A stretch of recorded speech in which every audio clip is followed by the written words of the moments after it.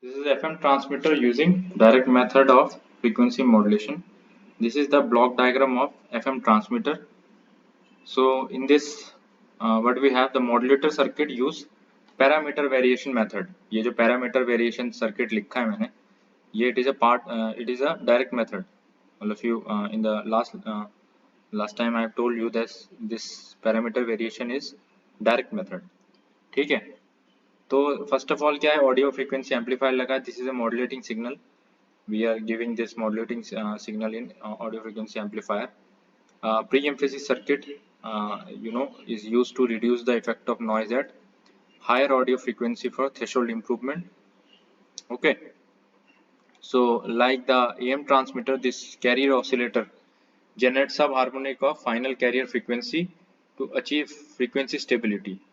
ठीक है, and stable oscillation frequency at lower radio frequency, say this 4 megahertz, okay, is generated by an oscillator. Then it is raised to final carrier, is 96 megahertz, by frequency multiplier.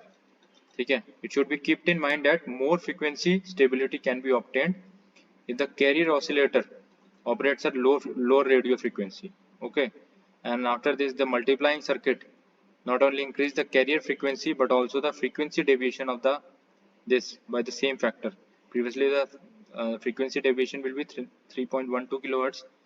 After this multiplier circuit, this delta F will be 75 kilohertz, and after this we are amplifying it for the transmission.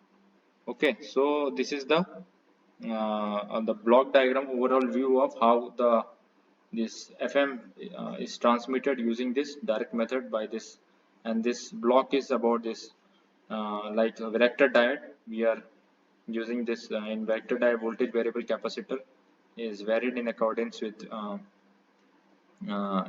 this capacitance is varied in according with the modulating signal, and which in turn will this vary the carrier frequency.